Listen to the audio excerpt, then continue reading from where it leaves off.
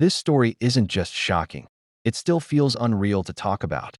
Even now that everything has been settled in court. Our neighborhood used to be quiet. The kind of place where people wave to each other while mowing lawns, and where the loudest thing you'd hear on a Saturday morning was a leaf blower. But everything changed when Karen moved in and got herself elected to the HOA board. At first, it felt like a joke. She was the stereotype you've seen online, always complaining about something, filing petty reports, sending long emails about lawn heights and porch decorations. But none of us understood how far she'd go. The situation started small. She hated that the mailman didn't walk up to every door. In our neighborhood, the mailboxes were grouped in a central spot. She said it was lazy that he didn't deliver to individual houses. But we tried to explain that's how the Postal Service designed it. Instead of listening, she took it as a personal attack. The mailman, Mr. Daniels, had been delivering here for over 13 years. He knew every pet, every kid, every birthday. He was kind, patient, and soft-spoken. And he was the last person who deserved what happened next. The tension really escalated the day Karen claimed a package went missing. She stormed out yelling, demanding he take responsibility. The rest of us tried to step in, but she wouldn't listen to anyone. Soon she was recording him every time he came, claiming he was tampering with federal property. We thought it'd eventually calm down, but instead, it started affecting Mr. Daniels emotionally. This man who always had a smile now walked with his head lowered. The HOA meetings became unbearable. Karen would bring printouts, accusations, and even blurry photos that proved nothing. She insisted the mailman was disrespecting the neighborhood by refusing proper service. The rest of us were tired of the drama. We tried to vote her out, but somehow, she rallied the few chaotic neighbors who liked conflict and kept her position. The day before the attack, Mr. Daniels apologized to her, actually apologized for things he didn't even do. And she laughed at him. A cold, dismissive laugh that still makes people angry when we talk about it now.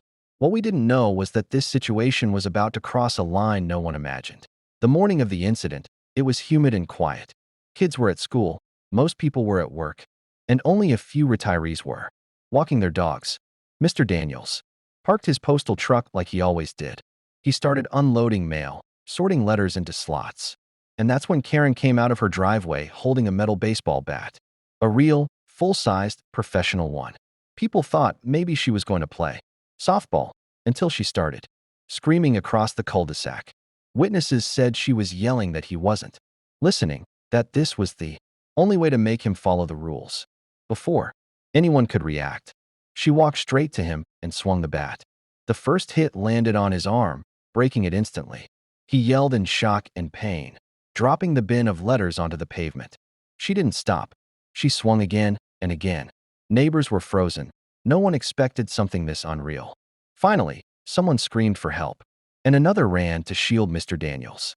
Karen tried to swing at them, too. By that time, one of the neighbors had already dialed 911. Karen didn't run. She stood there breathing hard, gripping the bat, acting like she was the victim. The police arrived in less than 3 minutes. The scene was chaotic. Letters were scattered everywhere, some stained with blood. Mr. Daniels was shaking, crying, barely conscious. The officers shouted for Karen to drop the bat. At first, she refused. She said it was her property, and she had the right to defend her neighborhood. When they finally handcuffed her, she didn't look scared, she looked proud. That's what made people realize this wasn't anger. This was obsession. Paramedics rushed Mr. Daniels to the hospital where doctors confirmed multiple fractures and a concussion. Meanwhile, Karen tried to argue with police, saying she was the president of the HOA, as if that gave her immunity. The neighborhood group chat exploded. People who once ignored Karen's behavior were now horrified. And the Postal Service does not treat attacks on mail carriers like a normal assault. This wasn't just violence. It was a federal crime. The moment the Postal Service was notified, everything escalated to another level of seriousness. Federal agents came to investigate the next day. They interviewed neighbors one by one. Everyone had something to say. Some had screenshots of her messages. Some had video clips of her yelling. One neighbor even had Ring camera footage that showed the attack clearly. The case was airtight. The community felt guilty because we all saw her behavior, spiraling for months, but assumed she was just that type of neighbor. But no one ever imagined violence. Rumors spread that Karen was planning to sue the neighborhood for emotional distress.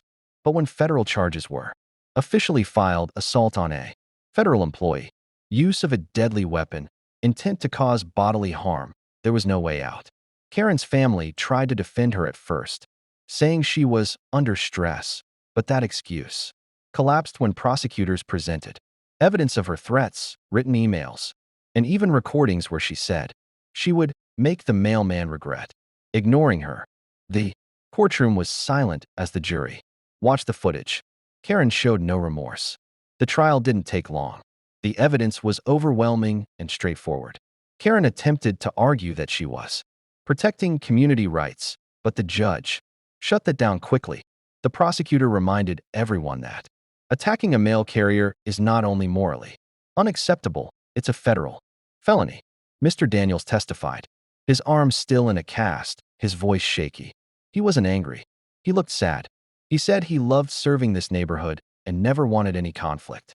Those words hit harder than anything else said in court. When the verdict was read, guilty on all counts, Karen finally showed emotion. Not regret, not guilt, just shock. Like she never expected consequences.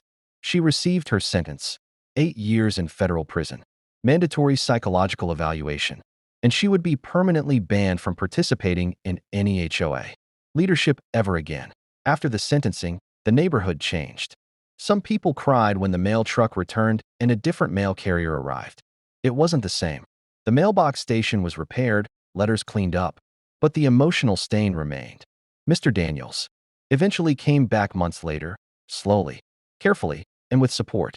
When he walked through our neighborhood again, people came out of their houses just to hug him. He told us he forgave us, not individually, but as a community, for not seeing the warning signs earlier. We held a meeting without Karen, without shouting, without drama. And for the first time in a long time, the neighborhood felt peaceful again. The HOA got restructured. Rules were relaxed. People started talking to each other instead of complaining. And that's the part of the story that matters most. We realized that sometimes the crazy neighbor jokes hide something dangerous. Sometimes a person doesn't just need to be ignored. They need intervention before things escalate. We lost our sense of safety for a while. Mr. Daniels lost months of his life recovering, and Karen lost years of hers in prison, all because she refused to accept something small and let her ego swallow her humanity. So now, when new neighbors move here, we welcome them warmly. We check in. We stay connected. Because a neighborhood isn't about rules, it's about people. And when people forget that, everything can fall apart faster than anyone expects.